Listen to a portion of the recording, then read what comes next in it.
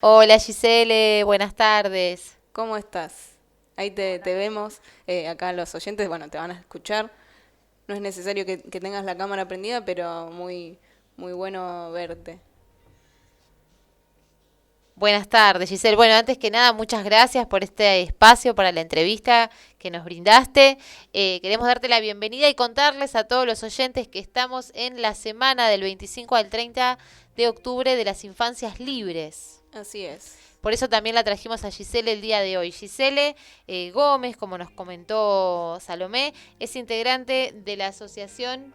Infancias libres. Así es, ella pertenece dentro del grupo de la coordinación de la Asociación Infancias Libres y justamente, bueno, la tenemos para que nos cuente un poco de qué se trata la asociación, cómo es un día de trabajo dentro de la misma. Así que, bueno, Gisele, si querés contarnos o comenzar por donde vos quieras. Dale, buenísimo. Infancias Libres, primero digo contarles que la inicia Gabriela Mancilla, que es la mamá de Luana, la primer niña trans que pudo obtener el DNI sin instancia judicial a nivel mundial, de acuerdo a la ley de identidad de género.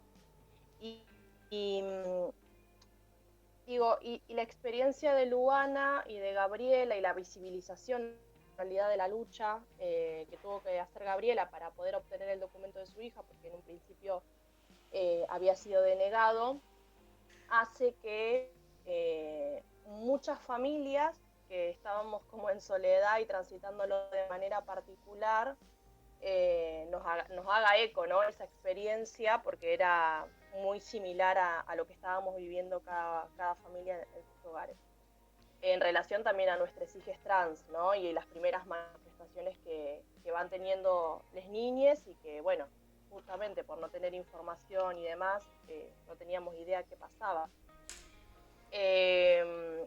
Y es así como, bueno, nos empezamos a comunicar con Gaby y de alguna manera empezamos a darnos cuenta con las experiencias que no era lo que pasaba, no sé, a una familia, no eran casos aislados, sino que eran un montón de experiencias y con los mismos obstáculos, ¿sí? En las diferentes partes del territorio de la Argentina. Entonces así nace un poco Infancias Libres, con esa idea de, bueno, no solamente organizarnos, poder conocer acerca de los derechos que tienen nuestras niñas y así poder exigirlos, eh, generar estrategias para, bueno, todo eso que falta, digamos, bueno, qué podemos hacer al respecto, qué discusión podemos dar. Y algo muy importante que sucede, que quizás ninguna otra infancia, digo, en la historia, ¿no? En lo histórico, las personas trans no han tenido el reflejo de los pares en la infancia, ¿no? Infancias Libres abre como eso, ¿no? El espejo, esas niñeces que no se ven en soledad, no es que, bueno, soy la única niña, no, hay un montón como yo y me encuentro con esas niñas y comparto los espacios, lo mismo con los adolescentes, ¿no? Así que un poco nace por necesidad, ¿no? Esa Claro. necesidad de organizarnos de la familia llevó a Infancias Libres y obviamente ahí como punta de flecha Gaby que ya venía su recorrido. Nosotros estamos conformados desde el 2017, pero bueno, Gabriela ya venía hace mucho tiempo con esta lucha. Claro. Y La, bueno, f- y nos agrupamos. Ahí va, la fortaleza que da la grupalidad, ¿no? También para las niñas, para las más chicas, ¿no? Tal cual. Gisele, a mí algo que me gustó mucho, que estuve ahí un poco buscando por Instagram, leyendo un poco, y traje acá para la entrevista algo que me gustó mucho que escribiste en tu Instagram, que es la frase, toda lucha sin mirar la infancia es patriarcal. Me parece Sí, que está genial. No sé si querés, o sea, si querés contarnos, O profundizar más claro, en el profundizarnos, sentido. me encantó la frase. sí, porque lo que nosotros siempre decimos en todos los ámbitos y en todos los lugares es que nunca se ve a la infancia. Digo, desde nosotras las familias, digo, es un mundo adultocéntrico, ¿no? Donde incluso para que la niñez exista o sea visibilizada como una niñez trans es porque su familia ha permitido esa transición. Si esa familia no permite la transición, eh, esa niñez no puede desarrollarse como tal. Y, y en todos los ámbitos, nosotras decimos que tiene que haber políticas de prevención, ¿no? Y no de reparación. Y, y en todas las experiencias que hemos visto, hay muchas familias que buscamos esa respuesta en las diferentes instituciones y no se acompaña de la manera, ¿no?, que corresponde. Las instituciones del Estado que deberían velar por los derechos, por el derecho a la identidad que tiene cualquier persona, pero sobre todo una niñez, digo, el derecho a ser escuchado, ¿no?, el derecho a que su palabra valga y demás, a veces no es tenida en cuenta, ni siquiera por los mismos organismos que deben hacerlo. Entonces, eso, como dentro de los feminismos también, digamos, damos esa discusión. Bueno, ¿qué pasa con la infancia? Y exacto, es una buena discusión.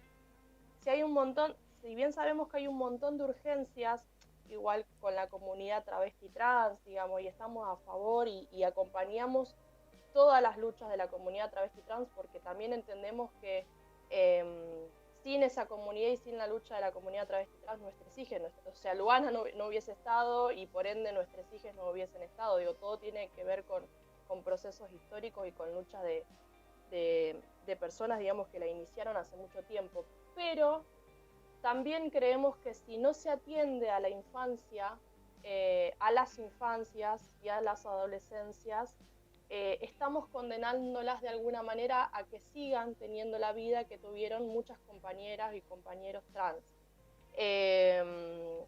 Y eso es, bueno, capacitar los organismos que se capaciten, que una familia pueda encontrar un dispositivo en cualquier lado y decir, che, le está pasando esto a mi hijo, no estoy entendiendo, bueno, mira, es por acá. Que también se acompañe, como se acompañan un montón de luchas, pero digo, en líneas generales, ni siquiera, nosotros siempre decimos, ¿no?, que a la comunidad travesti trans no todo el mundo acompaña, ¿no? No todo el mundo cuenta las muertas y se agarra la cabeza cuando también otra compañera está, y solamente la cuentan las mismas compañeras a esas muertas, ¿no? O sea, como todo, imagínense una niñez, que pareciera que ya estarían salvadas, pero en realidad hay que construir un montón. No todas las niñeces son escuchadas aparte, o sea, que haya familias que hoy están escuchando no significa que todas las niñeces puedan realizarse. Y eso lo vemos en un montón de espacios que caminamos, que transitamos, y hay un montón de niñeces que son todavía vulneradas en sus derechos. Y en principio por su propia familia, ¿no? Entonces sí, eso el Estado lo tiene que prever. Esto necesitamos, creo, como apunta Giselle, a un amparo del Estado y a un soporte a romper los prejuicios, básicamente. Me parece que está perfecto y está muy bueno que exista hoy en día una asociación como Infancias Libres, que, como dice Giselle, no está garantizándole ninguna buena vida a una persona que elija ser diferente o elija ser quien se siente ser, sino que por lo menos se está plantando una semilla para una contención, para desde ahí generar una estructura. Y como dice Giselle, recordar las décadas donde a las personas trans o travestis se las ve como objeto de burla, como objeto de risa, como algo que se vulnera y está totalmente aceptado, se lo violenta. Entonces empecemos como sociedad, creo que es importante y también como digo, la asociación que exista y que apoyemos, que estemos presentes en las marchas, que compartamos desde nuestro lugar, de nuestras redes sociales, cuando veamos un caso de asesinato o bueno, el caso que fuese, o cupo laboral trans, digo, abrir el tema como algo más dentro de la sociedad, con problemáticas y con cosas buenas a favor dentro del Estado. Pero esto, ¿no? Empecemos sería ideal a nuestros hijos o a mi hijo en lo personal dejarlo en una sociedad donde ya las personas trans travestis no tienen por qué estar condenadas a nada por ser simplemente, tener otra elección sexual o ser simplemente quienes quieren ser. Así que bueno, eso me parece importante remarcar, que apoyemos este tipo de fundaciones, de asociaciones que se están sembrando una semilla en lo que esperamos pueda ser una estructura social y de contención dentro del Estado. Sí, tal cual. Bueno, Giselle, ¿y querés recordarnos cuáles son los tipos de asesoramiento, los acompañamientos que dan desde la Asociación Infancias Libres y bueno, los contactos para las personas que nos están escuchando? Sí, y yo le sumo a lo que venía diciendo la compa anteriormente, que el cupo laboral travesti trans es una urgencia, digamos, la reparación histórica para las sobrevivientes también es una urgencia, digamos, están ahí como en ese pedido, pero también pensemos en el ingreso y la permanencia en el sistema educativo de la niñez y de la adolescencia trans y travesti. Porque ahí también hay una batalla, digamos, que, digo, cuando pensamos en, incluso por más que mi hijo, mi hija no sea trans, pedir una educación sexual integral, transversal, no binaria, no biologicista, porque eso va a hacer que abra todo un abanico de posibilidades para las niñeces que están dentro, para poder generar una sociedad más justa, menos discriminatoria, digamos. Visibilizar eso es necesario, entonces como ahí también sumo esa luchita del tema educativo que para nosotros es primordial. Y con respecto al tema del acompañamiento de infancias libres, nosotros trabajamos con un equipo interdisciplinario, no abocado tipo consultorio de diversidad, psicólogo, al médico y toda la historia, sino que son compañeros que se fueron sumando y que están como más desde lo lúdico, una licenciada de expresión corporal, por ejemplo, payases, artistas, músiques, y desde ese lugar lo que intentamos hacer es no solo que esas niñeces puedan verse reflejadas en las otras, sino que puedan abrazar su identidad trans, que puedan amar y querer su cuerpo, entender que no hay nada equivocado en esas corporalidades, que es la sociedad la que lee de manera equivocada, y que ellos no tienen ningún tipo de problemática o lo que sea, ninguna enfermedad, ningún nada, sino que es la sociedad, ¿no? Como eso es... el objetivo es el empoderamiento de las niñeces y de las adolescencias. Y después, por otro lado, nosotros en las redes sociales, que ahora después las voy a decir, abrimos jornadas virtuales que no salen por YouTube ni nada, pero son privadas por Zoom, y para maternidades de niñeces y adolescencias trans y travestis, para paternidades, porque también entendemos que lo hacemos de forma separada porque entendemos que no es lo mismo el rol que tenemos las maternidades en un montón de circunstancias y todo lo que tenemos que problematizar y lo que tienen que problematizar las masculinidades, ¿no? Porque para poder acompañar a nuestras hijas, primero tenemos que pasar por el paso número 1, es la propia deconstrucción. Todo eso que yo aprendí lo tengo que desaprender y volver a construir, digamos. ¿Qué libertad voy a dar yo como mamá si no tuve yo libertad, digamos, para elegir, para cuestionarme, para hacer un montón de cosas? Entonces, como en esa línea va, no solamente herramientas desde el derecho y desde la exigencia, y bueno, cómo me planto ante una institución para tal cosa, sino también ese empoderamiento y ese desarme de prejuicios que también traemos las familias, digo. Y como paso número 1 tenemos que desarmar todo eso. Sí, sabes que en base a esto, perdóname Giselle, que vos decías, yo pensaba, ¿no? Esto de cómo cuesta deconstruir prejuicios y cómo a veces nos sentimos desconstruidos, pero no es así. Por ejemplo, esto que vos decías, ¿no? El aceptar a tu niña como es, explicarle que no hay nada malo en su cuerpo y demás. Entonces digo, mientras vos hablabas, pensaba, por ejemplo, en la figura del prime time hoy en día, Lizzie Tagliani, que es una persona trans, y cómo por ahí para esa figura del ama de casa que consume esa televisión, ahí sí es aceptado y ahí sí es gracioso y ahí sí lo valida, pero si por ahí le toca en un entorno familiar, no.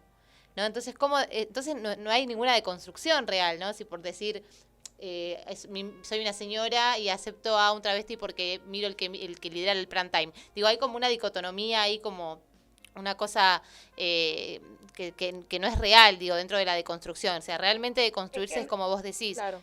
Primero En líneas preguntarse generales uno. hay una hipocresía, digamos, Exacto. de la sociedad toda. Y nosotras, digamos, cuando empezamos a... O sea, cuando nos irrumpe una infancia trans en nuestras vidas, tuvimos que reconocer eso, ¿no? Qué hipocresía habíamos tenido hasta ese momento, que no nos habíamos preguntado por qué una travesti, no sé, tenía que subsistir de la prostitución.